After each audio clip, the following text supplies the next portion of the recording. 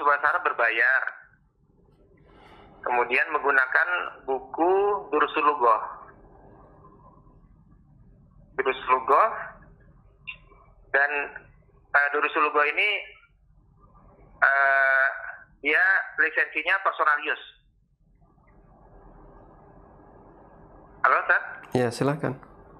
Personal use. Kemudian kursusnya itu karena berbayar, apakah ini dibolehkan, Ustaz? Karena bukunya itu kan personal use, tapi kami hanya memberikan keterangan artinya pengajaran berupa video dan sebagainya, live streaming, tetapi menggunakan buku Durusul Lughah yang personal use itu lisensinya. Nah, apakah ini masuk tidak boleh atau gimana? Tetapi bukunya itu tidak disebarkan PDF-nya gitu kan?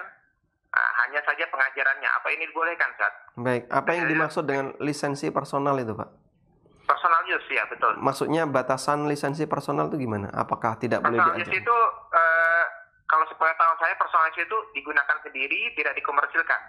Tetapi kalau penjelasan dari teman saya yang lain, saya dapatkan juga, dia bilang, yang kita ajarkan adalah bentuk pengajarannya, videonya gitu kan, keterangannya, ilmunya artinya diterangkan. Tetapi kita tidak menjual bukunya. Nah, ini saya masih agak ragu gitu, makanya minta arahan dari Ustadz, apakah ini dibolehkan?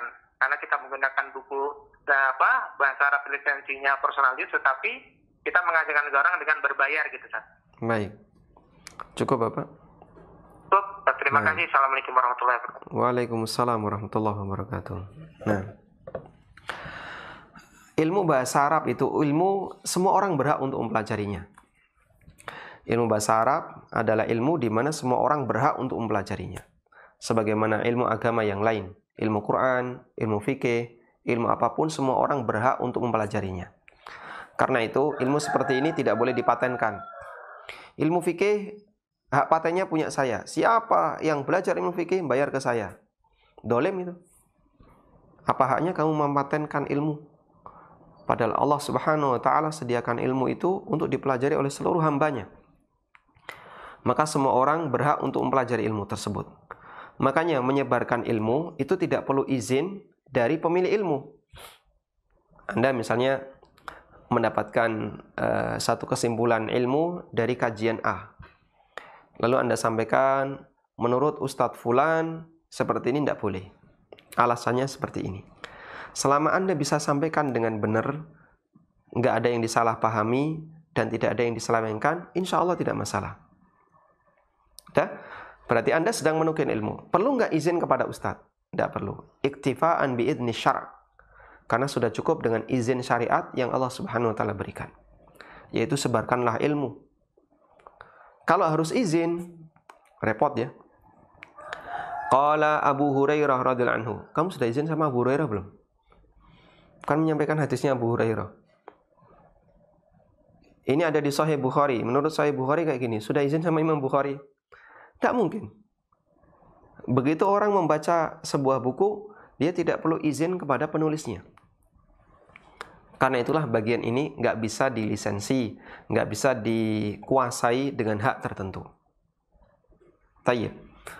Nah, yang bisa dilisensi, dikuasai dengan hak tertentu bagian mana? Bagian metodologi misalnya bisa. Atau materi. Ini materi saya sediakan PDF-nya. Anda boleh memiliki tapi bayar sekian dan tidak boleh disebarkan. Nah, itu boleh, silahkan. Tapi kalau cuplikan materi itu ilmu, silahkan disebarkan. Dan beda antara media materi dengan cuplikan materi. Karena itu yang saya pahami lisensi personal use di sini, wallahu alam, saya tidak tahu tentang Durusul Lughah lisensi personal use seperti apa. Namun kemungkinan besar ya, lisensi personal use untuk materi Durusul Lughah atau Arabiyah Baina Yadaik itu kemungkinan adalah untuk pertama materinya, yang kedua fasilitasnya, dan mungkin yang ketiga adalah metodenya. Misalnya dia sediakan video, pelajari ini, videonya ini. Nah, itu disebarkan secara komersil tidak boleh, disebarkan secara bebas juga nggak boleh. Karena di sini ada hak ciptanya.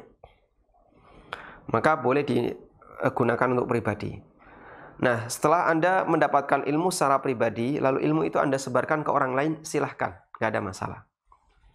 Makanya kami sarankan Anda ngajar bahasa Arab menggunakan durusul lughah. Sebaiknya Anda buat modul baru mengacu kepada durusul lughah, sehingga tidak menggunakan durusul lughah persis, tapi mengacu kepada durusul lughah. Lalu Anda menyebarkan modul baru ini, mengkomersilkan modul baru, silahkan. Karena itu sudah menjadi hak milik Anda. Wallahu a'lam.